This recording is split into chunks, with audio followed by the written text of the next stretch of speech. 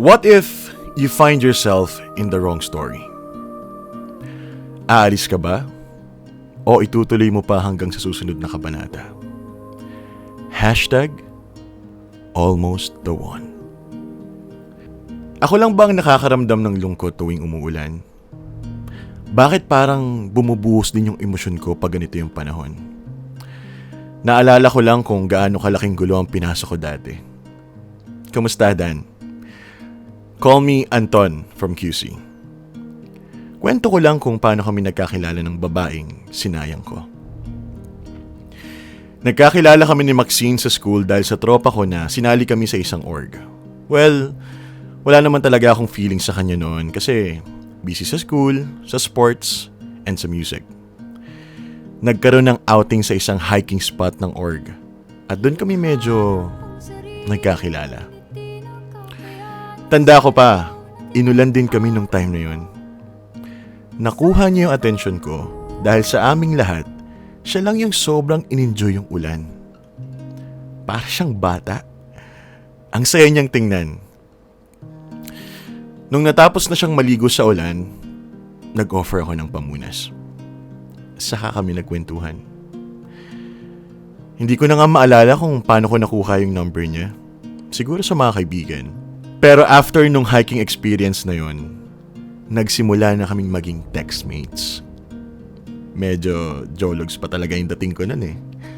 Madalas kami magka-text, kumustahan, kwento-kwento.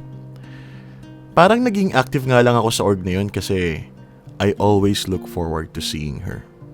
Dumating sa point na I fell in love with her dahil sa attitude niya. She's literally a walking green flag. So determined. She has passion sa lahat ng ginagawa niya. Although, may mga pagkakataon na pinanghihinaan din siya ng loob. So I always made sure to cheer her up. Ganon din siya sa akin. Hindi ko alam kung formal ba yung ligaw ko sa kanya before. Pero madalas ko siyang yayain para maglakad-lakad sa buong school campus habang kumakain ng isaw. Ganon lang kami nun. Madalas ko siyang binibisita sa tapat ng building nila kasi doon sila gumagawa ng mga drawings nila. Hindi ko na matandaan kung Saturday ba yun. Pinuntahan ko siya sa tapat ng building nila. Gumagawa siya ng artwork niya. Alam mo, nung pagkakita ko sa kanya, biglang nag-slow-mo yung mga galaw niya. Tinitingnan ko siya habang nagdo-drawing siya. Yung flow ng buhok niya caressing her beautiful face as she smiled passionately doing her artwork. I fell in love with her. Grabe yung tama. Habang tumatagal ang relasyon namin, napansin kong sobrang kampante niya na sa akin. Alam mo yung lumalabas yung pagiging pabebe at makulit niya pag kami na lang yung magkausap at saka magkasama. Ang cute nga eh. Minsan, tatawagan niya ako ng madaling araw para lang sabihing, open-minded ka ba? 70 pesos mo gawin nating large fries. Parang sira, diba? Pero aliw na aliw din naman ako sa mga kabaliwan niya. Minsan, nagte-text din yan sa akin. Sabi niya, 330 pesos? Ano nga bang mararating ang 330 pesos mo, kaibigan? Bakit hindi mo ibili ng 4 pieces chicken wings with 2 large fries? Ganito siya mangulit sa akin pag gutom. Ewan ko ba kung saan niya nakuha yung style na yun? Kakapanood niya siguro ng K-drama.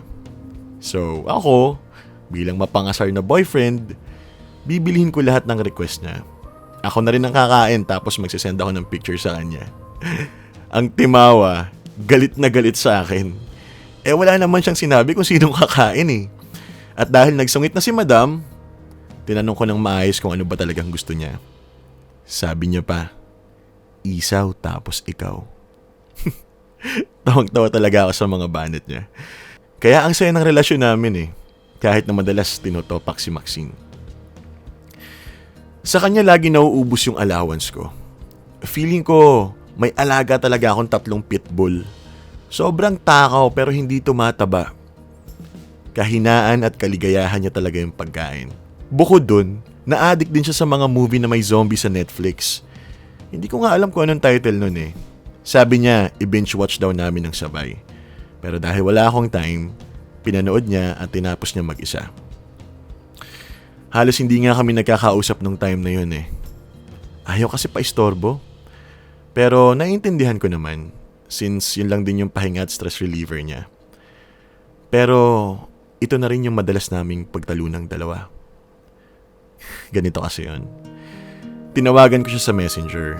Tapos, in the middle of our conversation, biglang nagtanong siya ng, "Baby, what if naging zombie ako tapos kasama natin anak natin?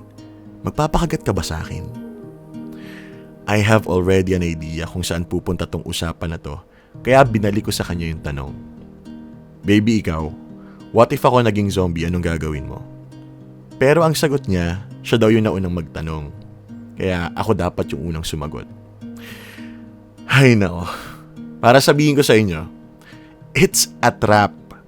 Hindi ko alam kung paano sagutin yung tanong niya kaya napaisip talaga ako ng malala. Until I end up answering, syempre itatakas ko yung baby natin. Sabi ba naman niya, "So hindi ka magpapakagat sa akin?" Kasi uunahin ko muna yung safety ni baby. Paano na lang kung maging zombie rin ako? Di kawawa si baby. Paliwanag ko. Marami pa akong sinabi para sana maintindihan niya pero ang sabi niya lang, ganon. Tapos bigla nag-end ng call. Walang iya. May eksena ba sa palabas na yun na tulad ng tanong niya? Kasi hindi ko talaga maintindihan kung anong gusto niya eh. Ang hirap niya pa naman suyuin. Nakakaubos ng budget. Alam mo ba, Dan, kung ano ang pinakamalalang ginawa niya na hanggang ngayon pag naiisip ko, tawang-tawa pa rin ako. Yun yung one time na sinama ko siya sa lamay ng tito ko. Alam mong ginawa ni Maxine? Hinuli yung sisiw sa kabaong. Nakyutan pa nga eh. Siguro kung makakabangon lang yung tito ko nung time na yon, nasa kanya na ako. Nakakainis. Pero medyo cute yung pagiging inosente niya sa mga bagay-bagay. Rich kid kasi. Dan, hindi ko na malaya na gagraduate na pala ako. Siya naman, hindi pa. Nalungkot siya kasi di na niya ako makikita sa school premises. Sabi ko na lang, maghahanda ako para sa future namin. Nakalatag na lahat ng plans ko eh. Nakaready na rin yung trabaho. Akala ko talaga siya na. I was really hoping na siya na. Kasi okay yung vibes namin eh. Parehong makulit, happy-go-lucky. Masaya lang at suportado namin yung isa't isa. Medyo na-busy lang ako ng konti pagkatapos ng graduation. May mga kailangan kasing lakarin at asikasuhin para sa papasukan kong trabaho. Actually, siya lagi yung kasama ko nung nagpa-process pa lang ako ng mga requirements. Ramdam ko yung excitement niya na malamang may trabaho na ako. Kaso nga lang, pag si Maxine walang magawa. Bigla-bigla na lang yung tatawag at aawayin ako. "Honey, marami ka bang katrabaho na babae? Kaidaran mo? Huwag kang maglalak ng door sa pantry ha, susugurin ko kayo." Ginulat niya talaga ako dun sa tawag niyang yun, Dan. "Ha? Ano? At talaga inistorbo mo ako sa trabaho para lang sabihin yan?" Ay nako, Han. Gutom lang yan. Kumain ka na. At saka, kailan ka pa nahilig sa mga Pinoy movies? Parang eksena ni John Lloyd at Lyda Magtalas yun ah. Sinakyan ko na lang kasi madalas niya namang ginagawa yun eh. Sobra siyang nadadala sa mga eksena ng palabas na pinapanood niya. Hindi ko naman alam na this time, aaraw-arawin niya na.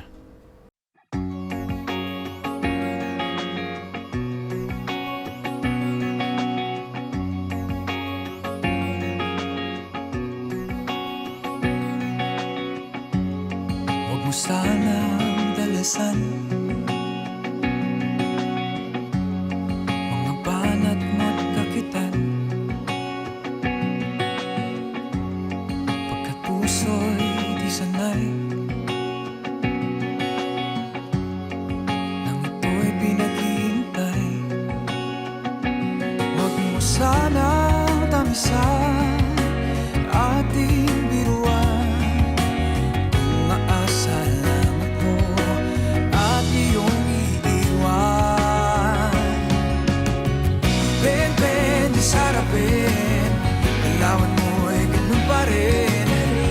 Panalo ka na sa taguan ng damdamin. How, I don't know how, ang puso mo'y bibitaw.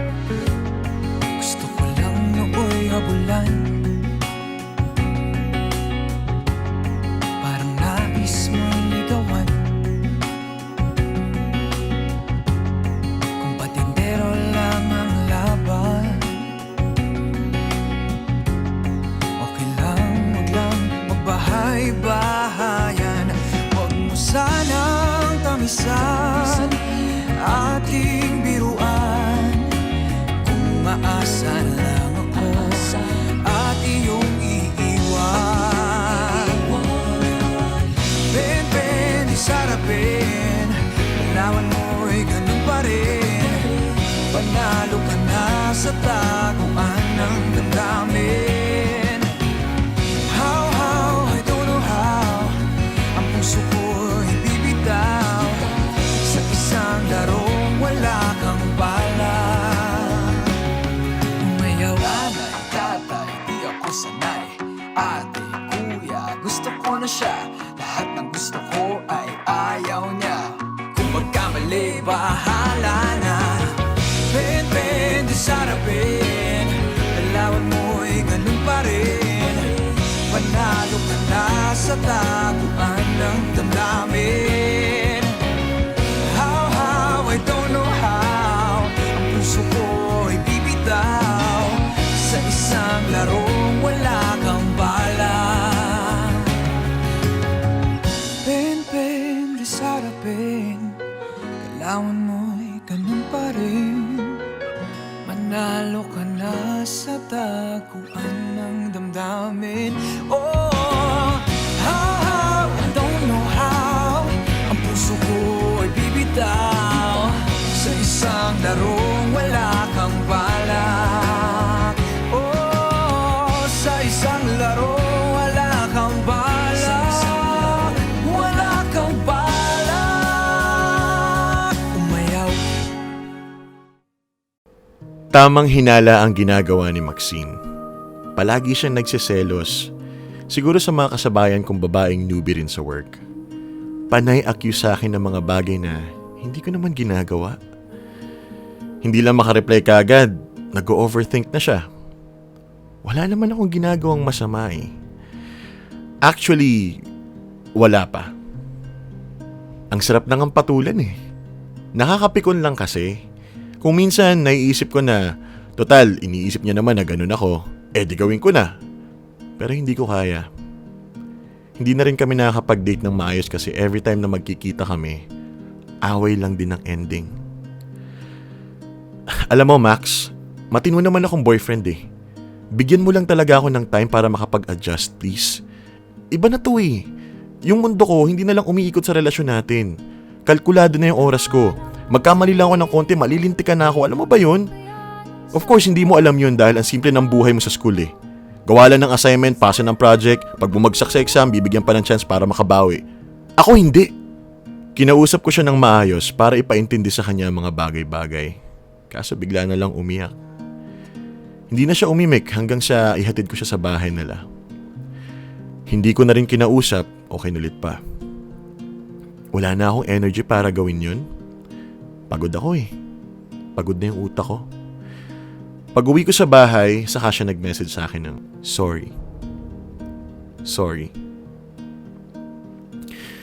Sa totoo lang, Dan, hindi na ako nakukyutan sa pagiging clingy at needy ni Maxine.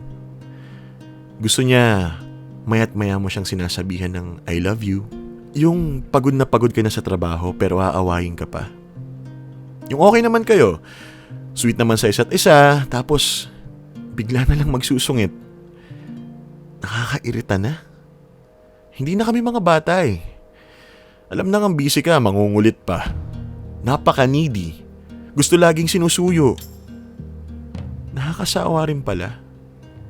Kumbaga sa love team, pang mature roles na kami. Tapos na kami sa patwitams. Hindi niya ako masabayan. I've outgrown my girl at unti-unting lumalabo sa isipan ko ang imahe namin growing together as a couple. Palagi akong busy, oo. Nawalan ako ng time sa kanya, okay. Which is true. Iba na ang takbo ng buhay ko ngayon. Pero sa sobrang stress levels, dun lumalabas yung masama kong ugali. Instead of letting her understand the pressure I was going through, instead of giving her assurance, instead of keeping her safe and secure, mas pinili kong baliwalain siya. Parang lahat sa kanya ko sinisisi. Lahat ng failures at kung ano-ano pang nangyayari. I was an a-hole for that. Months had passed. Mas kinakain ng trabaho ang oras ko at nawawala na talaga ako ng time to communicate with her. Minsan, pag may bakanting oras, mas gusto ko na lang magbabad sa phone ko para manood ng movie kesa i-chat siya. I questioned myself kung bakit ko ba ginagawa yon. Pero hindi ko alam eh. Hindi na ako na-excite na matanggap yung text or message mula sa kanya. Bigla na lang ako nawalan ng paki at gana.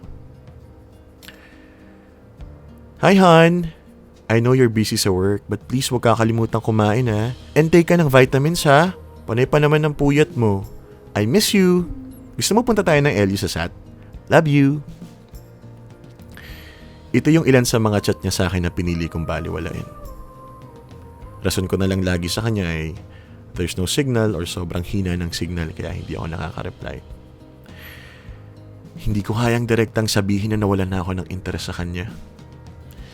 Napapagod na ako sa paulit-ulit naming away. Sa immaturity niya. Ang gusto na lang ng utak ko, katahimikan. Alam ko naman na unfair ako sa part na yun. She's living with a lot of questions in her mind. Hindi ko siya mabigyan ng maayos na rason kung bakit bigla na lang ako nanlamig sa kanya. Hindi ko na kayang ibigay yung oras at atensyon na dinedemand niya dahil sobrang kailangan ko mag-focus sa work. Dati kinaya ko eh, pero ramdam ko na nakikipagkompetensya siya. Hindi ko na kayang balansehin. Hindi ko kayang punuin lahat ng pagkukulang ko sa kanya. Lalong hindi ko kayang buuin yung pagkatao niya. Mahirap palang magpuno dahil parati na lang may kulang at mapapagod ka eventually. It even came to a point na ibang tao na yung kinakausap ko just to vent out. Mas madalas ko pang ang kausap si Roxanne, my office mate, na siya ring pinagseselosan ni Maxine dahil daw sa pictures namin sa work na lagi kami magkatabi. Hindi naman siya ay pinagkukumpara ko silang dalawa pero mas naiintindihan ako ni Roxanne. Mas masaya siyang kasama. Hanggang nakita ko na lang ang sarili kong unti-unting nahuhulog sa kanya. Mas madalas na late night talks at mga tagong lakad ang ginagawa namin ni Roxanne. Hindi lang yon, may nangyayari rin sa pagitan namin. Tinago ko yon kay Maxine. Hanggang sa nakonsensya na ako. All the time, she was nothing but a caring girlfriend. Hindi lang talaga nawawala yung selos niya dahil wala akong time sa kanya. I was trying to end the relationship pero ayaw niya. She became suicidal. Madalas siyang mapunta sa ospital. Nagbago na ang lahat. Hindi na kami katulad ng dati. Dumating na nga yung time na ako na yung itinuturong ama ng pinagbubuntis ni Roxanne Dan. Nalaman yun ni Maxine. Nagalit siya, pero ayaw niya pa rin akong pakawalan. Sabi niya, tutulungan niya ako na sabihin na nangyari sa family ko. Paano niya magagawa yun? Ang ibaba ang sarili niya ng ganito para sa akin. Ganun ba talaga niya ako kamahal na handa niyang tanggapin ang pagkakamali ko ng ganun-ganun na lang? Sobrang kahihiyan yung binigay ko sa kanya at sa family niya. Pero after all, tinanggap niya pa rin ako. Pero hindi kaya na konsensya ko eh. Tuluyan ko nang iniwan si Maxine nang hindi nagpapaalam. Hindi na ako nagparamdam kahit kailan. Hindi na ako nagpakita. Kahit ilang beses siyang pumunta sa bahay namin para magmakaawa, hindi ko na talaga tinuloy yung relasyon namin. Ako ang sumira sa mga plano at pangarap ng babaeng ginawa akong mundo niya. Now, I have my own family with one makulit kid. Yes, tinuloy nga namin ni Roxanne ang relasyon namin. Lahat ng kagaguhan ko noon, I left it all behind dahil sa anak ko. Ilang taon na rin ang lumipas pero hanggang ngayon, hindi pa rin kami nakikitang muli ni Maxine. Di ba may kasabihan na time heals all wounds? Feeling ko, ito yung instance na hindi kayang i-heal ng time. Iba talaga ang kayang gawin ng pag-ibig. Kaya niyang buuin o sirain ang buhay ng isang tao. To the one who used to have my back, the one who used to cheer me up, I've got nothing to say but salamat. I never regret the day I met you. The day I chased you. The day you caught me. na may nakilala akong babae before na sobrang unconditional ang pagmamahal na binigay sa akin. Nakakalimutan ng lahat. Iiwan ng mga kaibigan para unahin ka. Pero let us not forget na mali yun. Leave something for yourself. Huwag mong kakalimutan ng sarili mo. Pag hindi na talaga pwede, huwag ipilit. Kasi hindi talaga ito magiging beneficial. Marami akong pinagsisisihan pero I have my own life now. Kung naririnig mo to, I know sorry is not enough. But I am truly sorry. Napaka-passionate mong nilalang. I know you have conquered the world already. I hope you are safe and well. Marahil nga, I wasn't in the wrong story. Na-realize ko na you and I had a perfect story. I was the wrong guy. Hindi ko sinulat to para guluhin ka pa. Gusto ko lang malaman mo na isa ka sa magandang nangyari sa buhay ko, Maxine. Hay nako. Sana sa susunod na umulan, wag na sana akong dalawin ng lungkot kasi nakakalimutan ko yung mga sinampay ko eh. Yari na naman ako kay Mrs. Salamat ulit, Dan. Ang kwentong ito ay kwento ni Anton.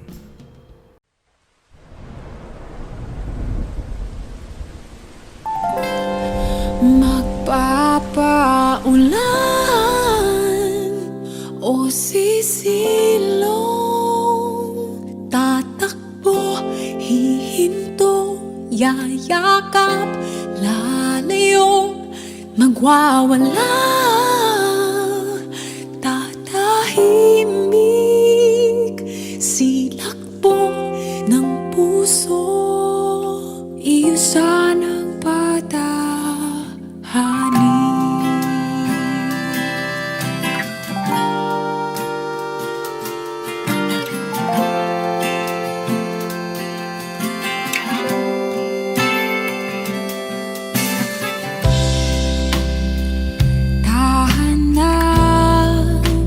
Pusong maligalig, awat muna,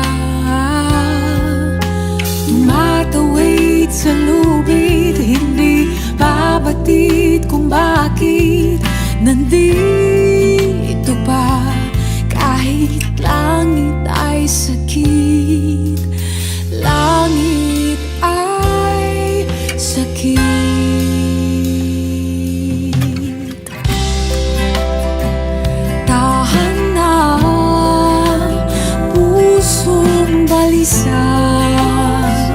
Nalulunod na sa luha, tumatawid sa lubid, hindi mabatid kung bakit kumakapit pa, kumakapit sa hangin, sa hangin.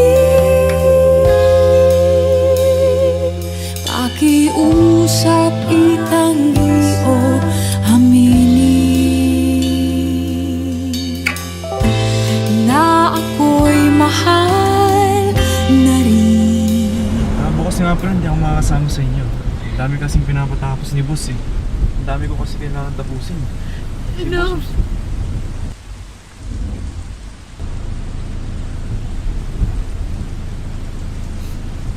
Dito na lang ako.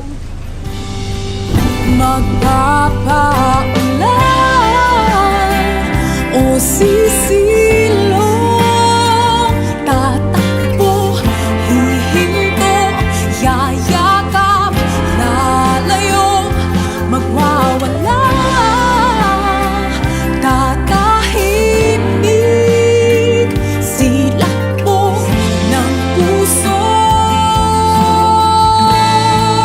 Magpapaulan o sisilong,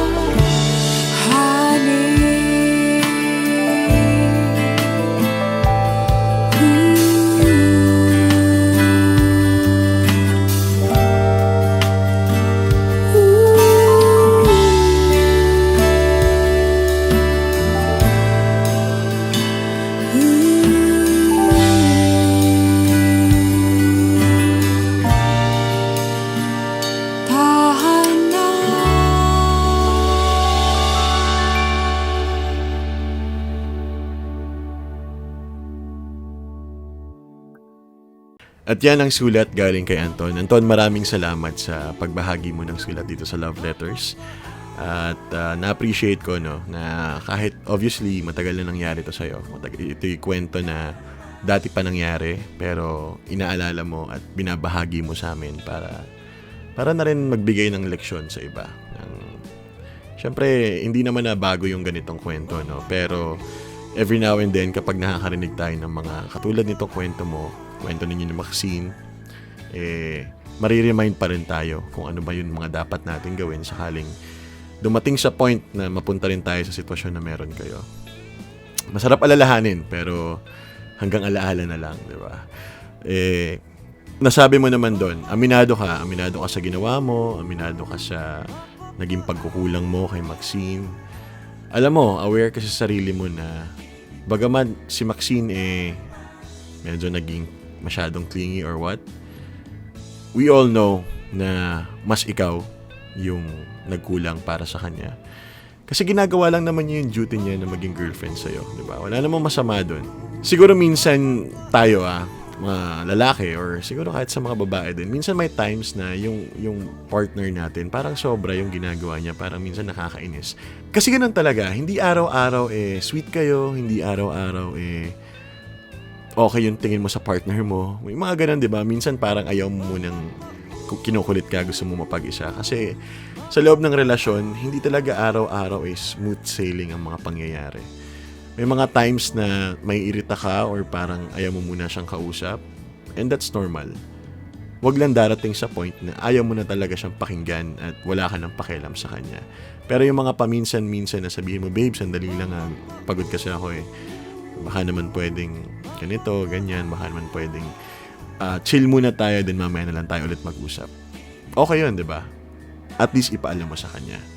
So, I don't know, siguro nga nasagad ka or what, pero sinabi mo rin na imbis na pumunta ka sa kanya, kausapin mo siya, 'di ba? Kung bakit ganun, na ganito na 'yung nararamdaman ko, babe, parang sobra na. Ano ginawa mo? Sa ibang tao ka nakipag-usap, sa katrabaho mo, ang hirap sa inyo. Pero hindi kailanman magiging tama na pagtakloban mo yung isang mali ng isa pang mali. Sobrang cliche na yan, pero sana by this time dapat alam na natin na hindi talaga siya magiging effective, no? So, I don't know, siguro nga hindi talaga kayo para sa isa't isa, pero ang sigurado lang ako is may naging pagkakamali ka at pagkukulang kay Maxine. Kaya kunin ko na rin tong time na to, no? Kukunin ko na rin tong pagkakataon na to na if ever, Maxine, madaanan mo tong video na to, mapapakinggan mo, ma-recognize mo na kwento nyo tong dalawa ni Anton. Gusto ko lang sabihin sa'yo na yung mga ginagawa mo, ito ay kung sakaling single ka pa at wala ka pang asawa katulad ni Anton, no? Gusto ko lang sabihin sa'yo na yung mga ginawa mo, it's okay, it's normal. Siguro para kay Anton sobra yon, pero para sa tamang tao, sakto ka lang, tama lang. So, yun siguro yung lesson, no? Yun siguro yung gusto kong ibahagi na point. Which is, hindi ka kailanman magiging sobra-sobra kung nasa tamang tao ka. Kasi dun mo makikita na bakit kailangan kong mag-adjust? Bakit kailangan kong baguhin kung ano ko? Ito ako . Pag nasa tamang tao ka, hindi mo kailangan gawin yun. Though, minsan, syempre mag-uusap pa rin kayo, pero hindi to the point na i-ghost ka at ipagpapalit ka sa iba, katulad ng ginawa ni Anton. So, ewan ko, masarap magmahal, di ba? Masarap magmahal. Pero sana, sa taong-tao natin, binubuhos yung pagmamahal na yun. Sabi nga nila, wag mong gawing mundo yung isang tao lang. Pero kasi sa pagmamahal, hindi mo naman yun matitimbang . Hindi mo naman mawiweigh kung sobra-sobra na ba yung pagmamahal na binibigay mo or kulang. So, hindi mo alam kung ginagawa mo na siyang mundo mo or what. So, ang key or ang pwede natin gawin is siguraduhin nating pag magbubuhos tayo ng lahat-lahat ng pagmamahal, sa tamang tao natin siya ibibigay. Doon sa taong kayang ibalik. Kahit hindi lahat, kahit hindi 100%, pero at least kayang magbalik ng pagmamahal din sa atin. Kasi Hindi naman tayo nag-iintay ng kapalit pag nagmamahal tayo. Appreciation lang, okay na. So, yun lang. Kahit ganun lang maramdaman mo doon sa isang taong yun, okay na. Solved na. At least masasabi mo na okay na ako dito. Hindi katulad ni Anton. So, yun. Anton, alam ko may sarili ka ng buhay ngayon. Masaya ka na. May anak ka na. So, sana maging lesson yun. Yung shinare mong story sa amin na wag mo na ulit gawin. Or kahit papaano ma-remind ka every time na baka sakaling si Roxanne naman, yung naging asawa mo, siya naman yung para maging parang sobra para sa'yo. Eh, ma-remind ka yung nangyari sa inyo ni Maxine na hindi laging ganun yung paraan. Hindi laging pag-alis yung sagot pag sakaling napupuno na tayo. Sa inyo, sa lahat ng sumabay sa akin sa programang ito, sa lahat ng nakinig, sa lahat ng nakifeel kay Anton, maraming salamat po. At sa mga ngayon pa lang nakapanood, pwede kayong magpadala ng inyong mga stories sa love letters. Dahil wala pa kaming Facebook page, pwede nyong ipadala sa Facebook page ko. Hanapin nyo lang sa Facebook, Dan Capucion. I-PM nyo lang sa akin yung mga gusto nyong inarate ko dito, ikwento dito sa lahat. At ako nang bahala, no? Mag-PM lang kayo, ako nang bahala. So, once again, maraming salamat Anton sa pagbahagi mo ng iyong kwento dito sa Love Letter. Sobrang na-appreciate ko yan. At yung mga listeners natin, mga viewers natin, alam kong may natutunan din sa kwento mo. Kaya naman, iiwan ko tong isang tanong na ito para sa inyo. Ikaw, sigurado ka bang hindi ka pa nanlalamig? Wag ganun. Wag ganun.